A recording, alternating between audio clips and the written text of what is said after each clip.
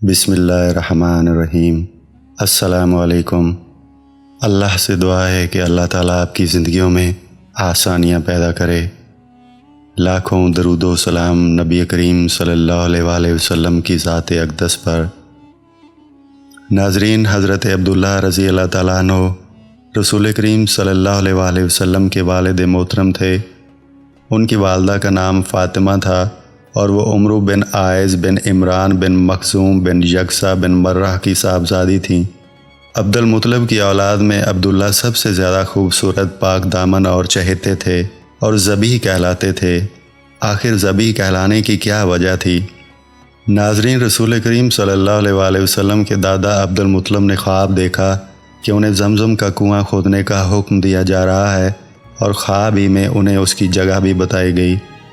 انہوں نے بیدار ہونے کے بعد کھدائی شروع کی اور رفتہ رفتہ وہ چیزیں برآمد ہوئیں جو بنو جرہم نے مکہ چھوڑتے وقت چائے زمزم میں دفن کی تھیں، یعنی تلواریں، زریں اور سونے کے دونوں ہرن۔ عبد المطلب نے تلواروں سے کعبے کا دروازہ ڈالا، سونے کے دونوں ہرن بھی دروازے میں فٹ کیے اور حاجیوں کو زمزم پلانے کا بندوبست کیا۔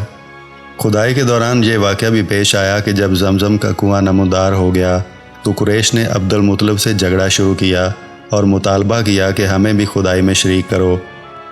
عبد المطلب نے کہا، میں ایسا نہیں کر سکتا، میں اس کام کے لیے مخصوص کیا گیا ہوں۔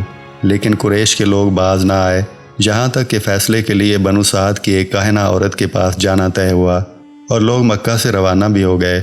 لیکن راستے میں اللہ تعالیٰ نے انہیں ایسی علامات دکھائیں کہ وہ سمجھ گئے کہ زمزم کا کام قدرت کی طرف سے عبد المطلب کے ساتھ مخصوص ہے، اس لیے راستے ہی سے پلٹ آئے۔ یہی موقع تھا جب عبد المطلب نے نظر مانی کہ اگر اللہ نے انہیں 10 لڑکے عطا کیے اور وہ سب کے سب اس عمر کو پہنچے کہ ان کا بچاؤ کر سکیں تو وہ ایک لڑکے کو کعبہ کے پاس قربان کر دیں گے۔ ناظرین، جب عبد المطلب کے لڑکوں کی تعداد پوری 10 ہو گئی اور وہ بچاؤ کرنے کے لائق ہو گئے تو عبد المطلب نے انہیں اپنی نظر سے آگاہ کیا۔ سب نے بات مان لی۔ اس کے بعد عبد المطلب نے قسمت کے تیروں پر ان سب کے نام لکھے اور حبل کے کیم کے حوالے کیا۔ کیم نے تیروں کو گردش دے کر قرہ نکالا اور عبداللہ کا نام نکلا۔ عبد المطلب نے عبداللہ کا ہاتھ پکڑا، چھری لی اور ذبح کرنے کے لیے خانہ کعبہ کے پاس لے گئے۔ لیکن قریش اور خصوصاً عبداللہ کے ننہال والے یعنی بنو مخزوم اور عبداللہ کے بھائی ابو طالب آڑے آئے۔ عبد المطلب نے کہا، تب میں اپنی نظر کا کیا کروں؟ انہوں نے مشورہ دیا کہ وہ کسی خاتون عرافہ کے پاس جا کر حل دریافت کریں۔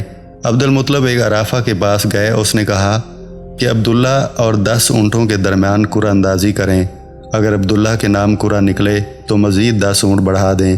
اس طرح اونٹ بڑھاتے جائیں اور قرعہ اندازی کرتے جائیں یہاں تک کہ اللہ راضی ہو جائے۔ پھر اونٹوں کے نام قرعہ نکل آئے تو انہیں ذبح کر دیں۔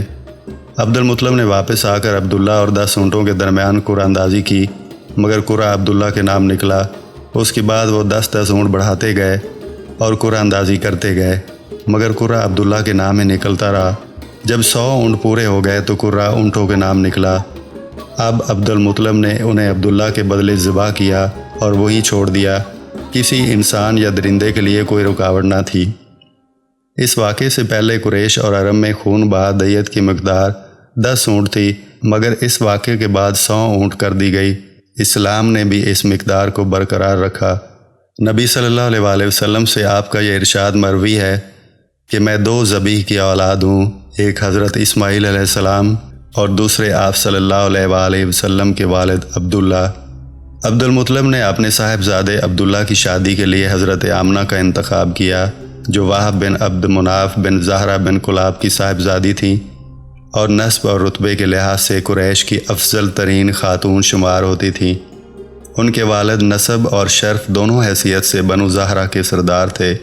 وہ مکہ ہی میں رخصت ہو کر حضرت عبداللہ کے پاس آئیں، مگر تھوڑے عرصے بعد عبداللہ کو عبد المطلب نے کھجور لانے کے لیے مدینہ بھیجا اور وہ وہیں انتقال کر گئے۔ بعض روایات میں ہے کہ وہ تجارت کے لیے ملک شام تشریف لے گئے تھے۔ قریش کے ایک قافلے کے ہمراہ واپس آتے ہوئے بیمار ہو کر مدینہ اترے اور وہی انتقال کر گئے، اور تدفین نابگہ جادی کے مکان میں ہوئی۔ اس وقت ان کی عمر 25 برس کی تھی۔ اکثر مورخین کے بقول ابھی رسول اللہ صلی اللہ علیہ وآلہ وسلم پیدا نہیں ہوئے تھے۔ البتہ بعض مورخین کا کہنا ہے کہ آپ صلی اللہ علیہ وسلم کی پیدائش ان کی وفات سے 2 ماہ پہلے ہو چکی تھی۔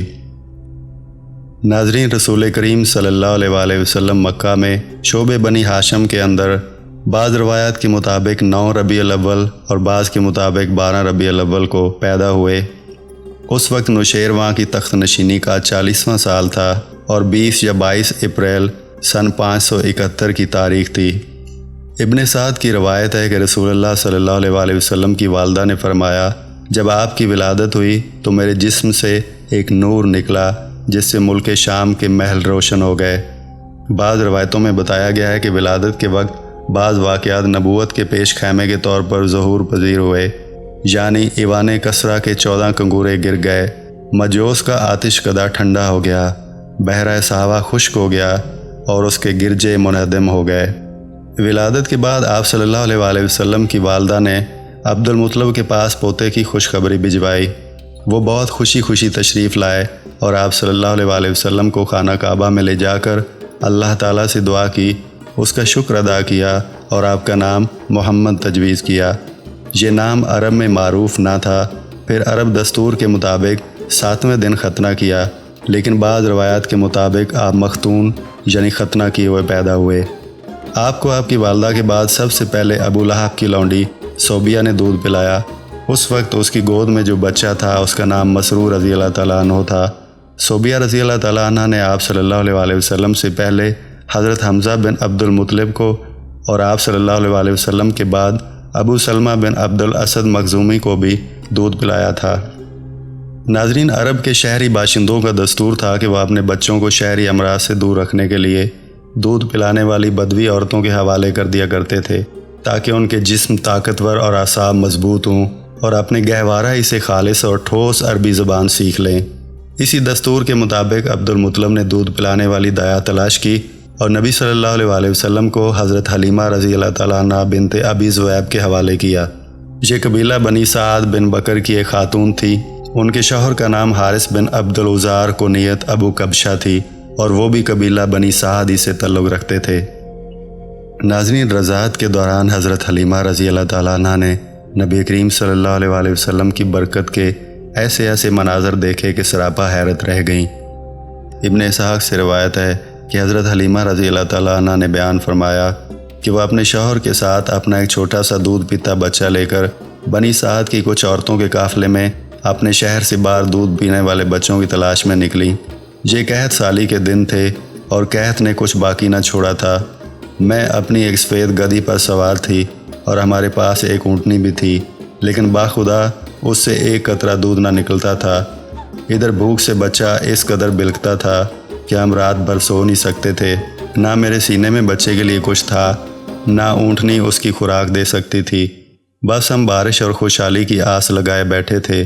میں اپنی گدھی پر سوار ہو کر چلی تو وہ کمزوری اور دبلے پن کے سبب اتنی سست رفتار نکلی کہ پورا قافلہ تنگ آ گیا۔ خیر، ہم کسی نہ کسی طرح دودھ پینے والے بچوں کی تلاش میں مکہ پہنچ گئے۔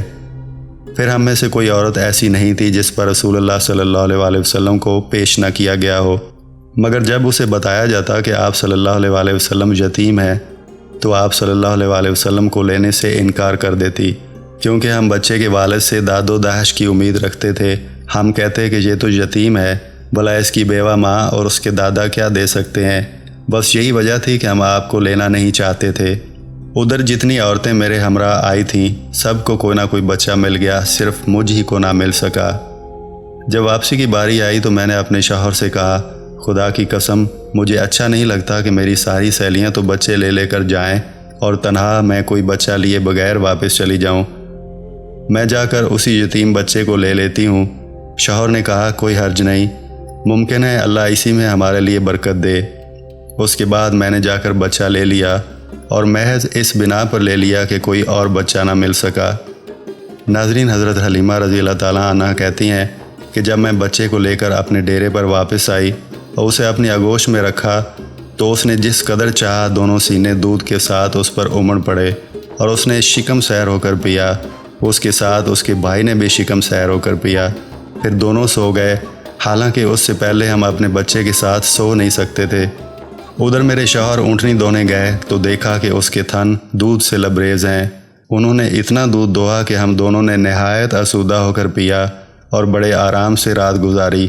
ان کا بیان ہے کہ صبح ہوئی تو میرے شوہر نے کہا، حلیمہ خدا کی قسم تم نے ایک بابرکت روح حاصل کی ہے۔ میں نے کہا مجھے بھی یہی توقع ہے۔ حلیمہ رضی اللہ تعالیٰ عنہ کہتی ہیں کہ اس کے بعد ہمارا قافلہ روانہ ہوا۔ میں اپنی اسی خستہ حال گدی پر سوار ہوئی اور اس بچے کو بھی اپنے ساتھ لیا، لیکن اب وہی گدی خدا کی قسم پورے قافلے کو کاٹ کر اس طرح آگے نکل گئی کہ کوئی گدھا اس کا ساتھ نہ پکڑ سکا، یہاں تک کہ میری سہیلیاں مجھ سے کہنے لگیں، او ابو زویب کی بیٹی، ارے یہ کیا ہے، ذرا ہم پر مہربانی کر، آخر یہ تیری وہی گدی تو ہے جس پر تو سوار ہو کر آئی تھی۔ ہاں ہاں با خدا یہ وہی ہے، وہ کہتی اس کا یقیناً کوئی خاص معاملہ ہے۔ پھر ہم بنو سعد میں اپنے گھروں کو آ گئے۔ مجھے معلوم نہیں کہ اللہ کی روئے زمین کا کوئی خطہ ہمارے علاقے سے زیادہ قحط زدہ تھا، لیکن ہماری واپسی کے بعد میری بکریاں چرنے جاتی تو آسودہ حال اور دودھ سے بھرپور واپس آتی۔ ہم دوتے اور پیتے، جبکہ کسی اور انسان کو دودھ کا ایک قطرہ بھی نصیب نہ ہوتا۔ ان کے جانوروں کے تھنوں میں دودھ سرے سے رہتا ہی نہ تھا، حتیٰ کہ ہماری قوم کے شہری اپنے چرواہوں سے کہتے کہ کم بختو، جانور وہی چرانے لے جایا کرو جہاں ابو زویب کی بیٹی کا چرواہا لے جاتا ہے، لیکن تب بھی ان کی بکریاں بھوکی واپس آتی، ان کے اندر ایک قطرہ دودھ نہ رہتا، جبکہ میری بکریاں آسودہ اور دودھ سے بھرپور پلٹتیں۔ اس طرح ہم اللہ کی طرف سے مسلسل اضافے اور خیر کا مشاہدہ کرتے رہے، یہاں تک کہ اس بچے کے 2 سال پورے ہو گئے اور میں نے دودھ چھڑا دیا۔ یہ بچہ دوسرے بچوں کے مقابلے میں اس طرح بڑھ رہا تھا کہ 2 سال پورے ہوتے ہوئے وہ کڑا اور طاقتور ہو چلا تھا۔ اس کے بعد ہم اس بچے کو اس کی والدہ کے پاس لے گئے، لیکن ہم اس کی جو برکت دیکھتے آئے تھے اس کی وجہ سے ہماری انتہائی خواہش یہی تھی کہ وہ ہمارے پاس رہے۔ چنانچہ ہم نے اس کی ماں سے گفتگو کی۔ میں نے کہا کیوں نہ آپ اپنے بچے کو میرے ہی پاس رہنے دیں کہ ذرا مضبوط ہو جائے، کیونکہ مجھے اس کے متعلق مکہ کی وبا کا خطرہ ہے۔ غرض ہمارے مسلسل اصرار پر انہوں نے بچہ ہمیں واپس دے دیا۔ اس طرح رسول کریم صلی اللہ علیہ وآلہ وسلم مدت رضاعت یعنی دودھ پلانے کی مدت ختم ہونے کے بعد بھی بنو سعدی میں رہے، یہاں تک کہ ولادت کے 4 یا 5ویں سال شق صدر یعنی سینہ مبارک چاک کیے جانے کا واقعہ پیش آیا۔ اس کی تفصیل حضرت انس رضی اللہ تعالیٰ عنہ سے صحیح مسلم میں مروی ہے کہ رسول اللہ صلی اللہ علیہ وآلہ وسلم کے پاس حضرت جبرائیل علیہ السلام تشریف لائے۔ آپ بچوں کے ساتھ کھیل رہے تھے۔ حضرت جبرائیل علیہ السلام نے آپ کو پکڑ کر لٹایا اور سینہ چاک کر کے دل نکالا، پھر دل سے ایک لوتھڑا نکال کر فرمایا یہ تم سے شیطان کا حصہ ہے۔ پھر دل کو ایک تشت میں زمزم کے پانی سے دھویا اور پھر اسے جوڑ کر اس کی جگہ لوٹا دیا۔ ادھر بچے دوڑ کر آپ صلی اللہ علیہ وآلہ وسلم کی ماں یعنی دایا کے پاس پہنچے اور کہنے لگے محمد قتل کر دیے گئے ہیں۔ ان کے گھر کے لوگ جھٹ پڑ پہنچے، دیکھا تو آپ کا رنگ اترا ہوا تھا۔ اس واقعے کے بعد حضرت حلیمہ رضی اللہ تعالیٰ عنہ کو خطرہ محسوس ہوا اور انہوں نے آپ صلی اللہ علیہ وآلہ وسلم کو آپ کی ماں کے حوالے کر دیا۔ چنانچہ آپ 6 سال کی عمر تک والدہ کی آغوش محبت میں رہے۔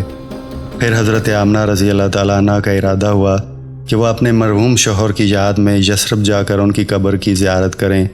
چنانچہ وہ اپنے یتیم بچے محمد صلی اللہ علیہ وآلہ وسلم، اپنی خادمہ ام ایمن اور اپنے سرپرست عبد المطلب کی قیادت میں کوئی 500 کلومیٹر کی مسافت طے کر کے مدینہ تشریف لے گئیں اور وہاں 1 ماہ تک قیام کر کے واپس ہوئیں، لیکن ابھی ابتدائے راہ میں تھیں کہ بیماری نے آ لیا۔